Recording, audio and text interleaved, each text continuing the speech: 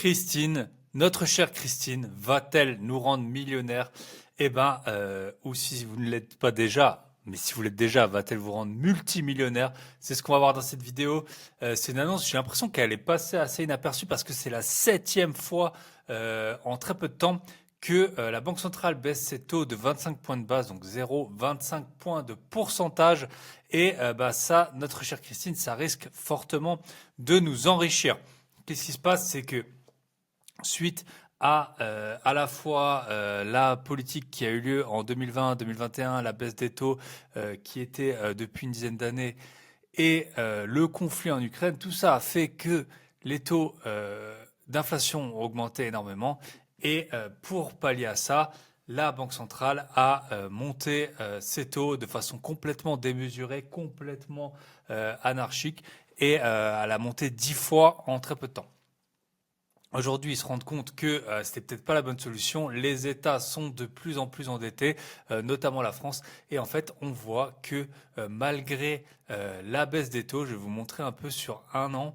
Je sais pas si on peut voir, mais sur un mois déjà, hop là, sur un an, en fait, les taux à quel prix la France emprunte, eh ben, ils n'ont pas tellement bougé parce que en fait, la France, elle est de plus en plus dans la mouise.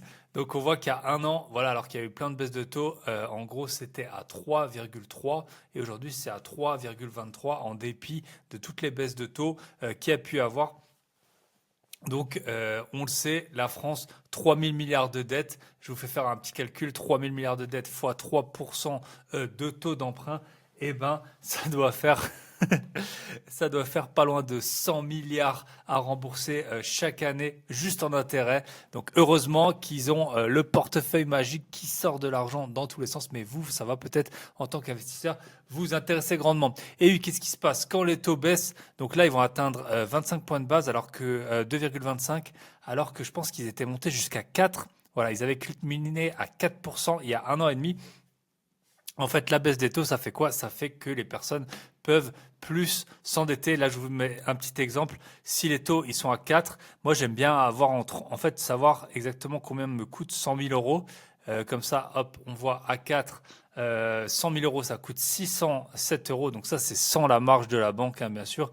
Et aujourd'hui, à 2,25%, eh ben, ça vous fait 518 euros. Donc ça doit faire quasiment 15% d'écart sur votre mensualité, même plus que 15%, qu'est-ce que je dis, entre 15 et 20% d'écart. Donc, on peut s'attendre à ce que les prix de l'immobilier repartent à la hausse parce que qui dit baisse des taux dit emprunt moins cher, dit capacité d'emprunt plus élevée. À l'inverse, si vous avez des obligations, là, une baisse de taux, c'est plutôt, ça dépend. Si vous avez des obligations que vous avez achetées récemment, eh ben, c'est plutôt une bonne nouvelle parce que le cours va augmenter mécaniquement parce qu'en fait, on trouvera plus d'obligations avec des rendements aussi élevés. Donc, vos obligations vont augmenter. Et ensuite, pour ce qui est de l'investissement en bourse, généralement, quand les taux baissent, qu'est-ce qui se passe? En fait, là, il y a une petite. J'avais été sur un site qui disait pourquoi les marchés financiers suivent de près l'évolution des taux directeurs des banques centrales. Justement, en fait, quand les taux baissent, qu'est-ce qui se passe? C'est que les investisseurs se désintéressent des obligations parce qu'en fait, elles ne rapportent plus rien. Il y avait des obligations BMW, par exemple, qui rapportaient moins de 1% il y a quelques temps. Alors même qu'on voit qu'aujourd'hui, ils ont quand même des difficultés, donc leur prêter de l'argent à moins de 1%, c'est quand même un risque. Autant acheter des actions. Et donc, en général, une baisse des taux, ça fait plus de masse monétaire, ça fait plus d'argent pour les sociétés cotées, et ça fait que on est dans un mouvement haussier. Alors là, il y a toutes les incertitudes liées à la géopolitique mondiale, donc on ne sait pas exactement ce qui va se passer. Je vous ai mis l'évolution des prix en France pour vous montrer à quel point les boomers nous ont escroqués. Regardez ça un peu comme c'est fou.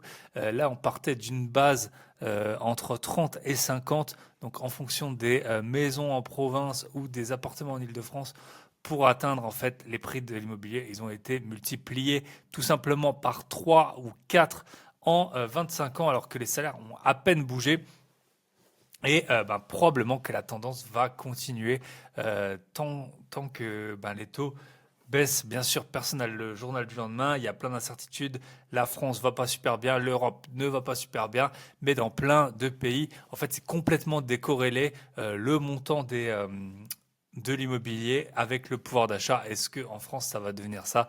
Je ne sais pas, ça va sûrement fortement dépendre des régions. En tout cas, vous voyez l'impact fort que ça a eu sur le volume des transactions, la hausse des taux, ça a complètement dégringolé, moins 20%. C'est pour ça qu'ils ont augmenté récemment, enfin laissé la possibilité, en tout cas, au département d'augmenter les frais de ce qu'on appelle les frais de notaire dans le jargon, plutôt les droits d'enregistrement, parce que bah, les communes, en fait, elles s'étaient habituées, et les départements, à avoir des transactions de très haut niveau, et donc à s'en mettre plein les poches. Et quand ça baisse un tout petit peu, ah bah là, il n'y a plus d'argent, donc elles vont augmenter les taxes. Donc ce qui va se passer, c'est que sûrement que les transactions, le nombre de transactions va réaugmenter.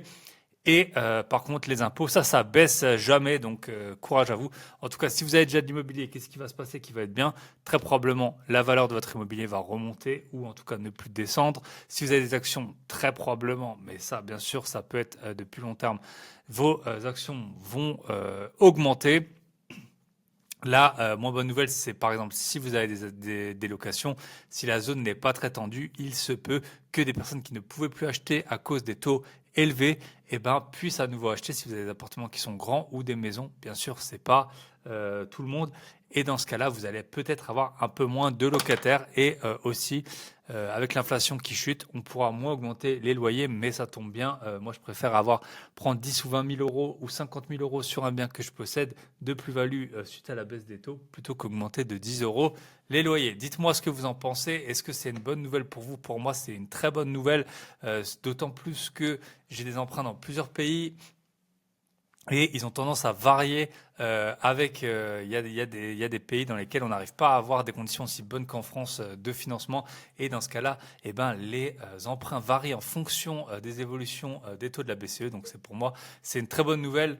Et bah, si ce qui va se passer, c'est que si les prix augmentent, je vais vendre certains biens pour reprendre un peu du cash pour le réinvestir ailleurs. Je vous souhaite de faire des très grosses plus-values et je vous renvoie à ma vidéo que j'ai sortie récemment sur comment utiliser les conseils d'Alex Hormozy pour dans l'immobilier.